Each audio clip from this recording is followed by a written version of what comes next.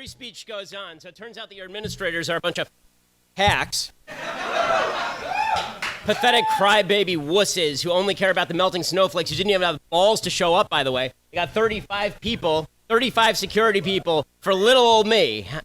No, not even any protesters, just for me because of my jiu-jitsu skills and my massive 5'9", 165 Jewish frame.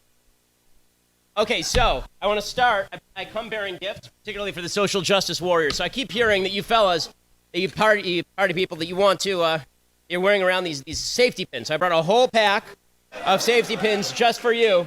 And then to accompany those, I brought the diapers you ought to be wearing. So you can pin that up. You self-indulgent, pathetic children who can't handle anybody who has an opposing point of view. Yeah, you're real strong. You're real tough. So strong and so tough, you have to stand behind the security and the police officers that you're bashing every single day. I promise you, in the privacy of their own homes, every member of that security team and every member of the police force is in agreement with me, not the people who they're protecting from my supposed free speech threat.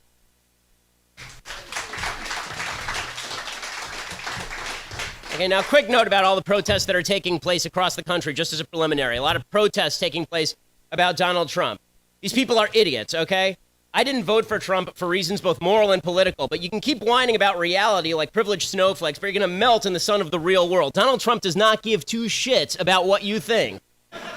He is going to bathe in your salty tears. Okay, now, on to more important matters. Today we're going to take apart 3 terms. We're going to do it really quickly because now we've been time compressed, and I want to make sure that Christina was kind enough to cede the podium to me in this ridiculous situation. I want to make sure that Christina has the capacity and the time to speak. So here's what we're going to do. We're going to talk about social justice, white privilege, and safe spaces. Okay, so first of all, social justice. So back in May, Milo spoke at this university, and the SJWs shut down his event by storming the stage and screaming obscenities and threatening violence. And the Reverend Dennis Holtschneider sent a letter to the students the following day that said universities welcome speakers and give their ideas a respectful hearing and then respond with additional speech countering the ideas. This, of course, opened the floodgates. One prominent law professor wrote that the president had betrayed marginalized students, and within minutes, the guy was basically fired for not having issued an apology abject enough for having someone who disagreed. As y'all know, I'm not a Milo fan, but the fact is, free speech is free speech, and this is ridiculous. Tonight, as we just saw, the administration announced that they would be willing to arrest me if I took 2 steps forward, not even to speak. If I was even in the audience for Christina's speech, they would arrest me. This is not America. This is Soviet-style bullshit. You don't get to do this in America.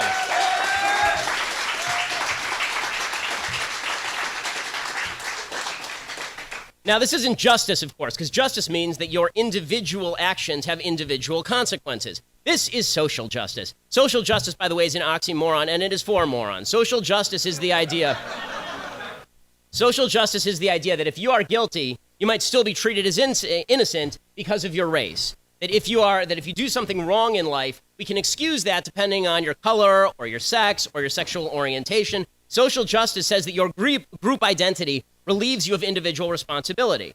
And hardcore leftists like to call themselves social justice warriors because they think that individual justice, that being treated decently as an individual, treating others decently as an individual, that is racist, sexist, bigoted, homophobic.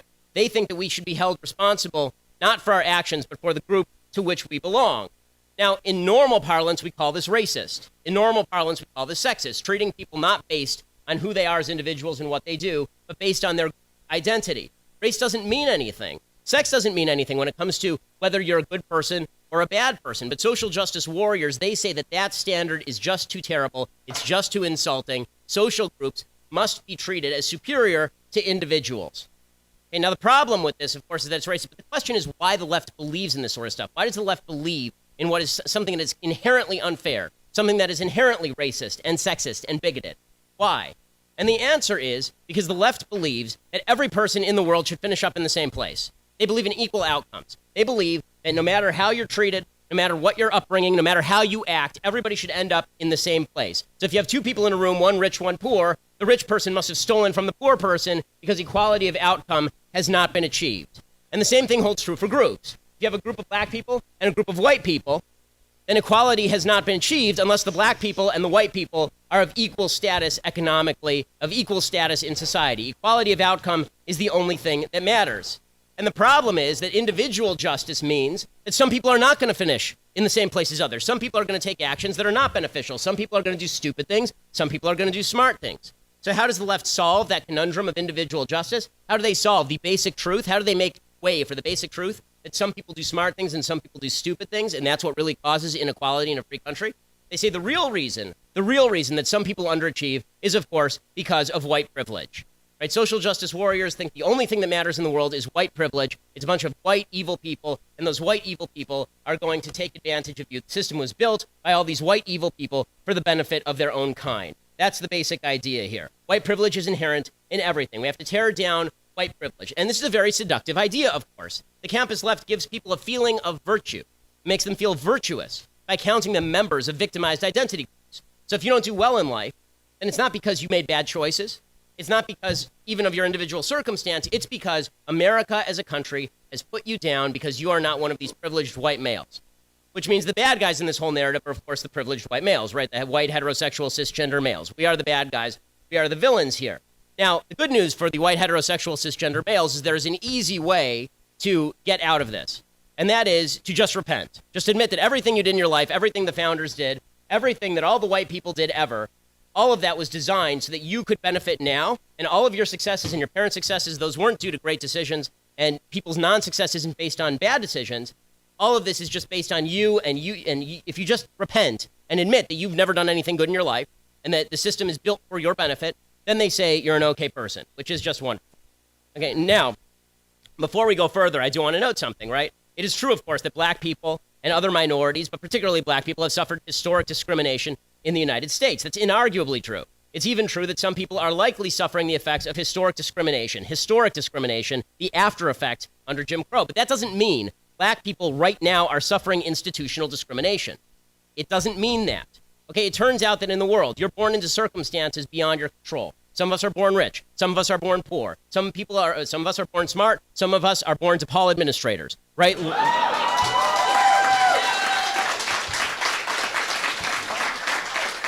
We cannot fix where you start in life, and we can't fix where you finish in life. That is all beyond our control. The only thing we can control is making sure that your rights are not violated. And it turns out that America is a free and open country where white privilege is not what makes people successful or not successful. Decision privilege is what makes people successful or not successful. What you do as an individual is going to define whether you have a good life or not in the United States of America. What you decide to do is going to decide whether your kids succeed or fail in America. Not some white guy out in the sticks somewhere who's dreaming about how he's going to ruin your life. It turns out that in America, most people don't give a crap that much. Okay, nobody is saying where that black guy in the inner city. I'm sitting around my dinner table at night thinking, how do I keep that black guy in the inner city down? Nobody is doing that. The number of people who are doing that is minuscule or zero. The actual privilege that exists in any free country is the privilege of decision. So, if you want to know why there is disproportionate poverty in the black community, the most obvious reason there's disproportionate poverty in the black community is because there's disproportionate single motherhood in the black community. And that has nothing to do with race. It has to do with bad decisions. The poverty rate among white single-parent families, white single-mother families, is 22%. The poverty rate among black two-parent families is 7%. What happened to the white privilege? Did it just disappear? Did the white people decide that everything was okay now and so black two-parent families were all right? Or does it turn out that you have one parent in the home, it makes it a lot harder to thrive in the workplace, it makes it a lot harder to thrive in raising your child? Right, here's another privilege, the not committing crimes privilege. Everybody keeps talking about white privilege is the reason why there are so many black people in jail. No, black people are committing a disproportionate share of crimes. That's the reason there are a lot of black people in jail. If you don't want to go to prison, as I just found out, all you have to do is not violate the law, right? If you don't want to go to jail for murder, the easiest way to do that is to not murder people. And the statistics bear this out. As early as 1994, the DOJ surveyed felony cases across the country's 75 largest urban areas, found lower felony prosecution rates for blacks than for whites. In 2015, the DOJ analyzed the Philly Police Department. They found white officers were less likely to shoot black suspects than black or Hispanic officers. There's a survey in July 2016, a Harvard professor named Roland Fryer, front page of the New York Times. He surveyed 1,000 police shootings. He found black suspects are shot less often than white suspects in comparable situations. Fryer, by the way, is black. How about stop and frisk? That's racist, right? That's obviously white privilege, except for the fact that stop and frisk statistically under-targeted minorities in New York City. Between January and June 2008, Literally 98% of all gun assailants in New York City were black or Hispanic. The number of people pulled over for stop and frisk in that same period were black or Hispanic was 85%. How about pulling people over for speeding, right? This is white privilege, speeding while black, right? The driving while black. Well, back in the early 90s, the New Jersey State Police were targeted. They were supposed to be responsible for this sort of racial profiling. It turned out the New Jersey State Police were pulling over black people 23% of the time for speeding. Only one problem, 25% of the speeders in the state of New Jersey were actually black.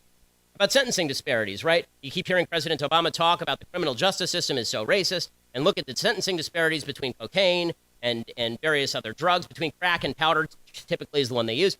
Well, the fact is, the reason that crack cocaine is penalized more than powder cocaine is because black legislators in the inner cities were sick of watching crack ravage their cities. It's more addictive, it's easier to distribute, and actually the penalty for crack cocaine and crystal meth, which is largely a white crime, is exactly the same in federal law. But all of this is white privilege, right? All of the inequality that springs from bad behavior, that is white privilege, all of it. When Baltimore riots, and it's largely black, right? It's a majority black town with a majority black police force and a black police chief and a black attorney general and a black president and 9 out of 15 of the members of the city council are black, and all 15 are Democrats. When that city riots because a black guy is killed in the custody of black police officers, that's white privilege. Everything is white privilege. Everything is white privilege. And if we're going to talk about privilege, really, we ought to be talking about the really nefarious people who are privileged in the United States. I'm talking, of course, about the nefarious Asians, right? Because the nefarious Asians are the ones who actually make more money on average than white folks. They get into better colleges on average than white folks. And that makes sense because, after all, the system was rigged for the benefit of Asian people, right? But this is why, the Asian founders created an Asian constitution on behalf of Asian people, which is why the Constitution is written in Korean. White privilege is just a way to tell you to shut up. It's a way to say that your perspective doesn't matter because of the color of your skin. It is baseline racism. It is baseline racism. Okay, so the left can't actually make the argument that the system is responsible for all of the inequality in society. So next, they come up with a different argument. And that argument is that we all have to be equal in terms of feelings. All of our feelings have to be equal. And the way to do that is to have safe spaces. Do you all feel equal?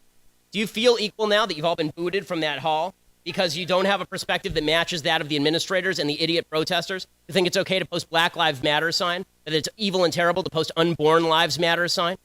Do you feel equal? Do you feel better? No, I didn't think so.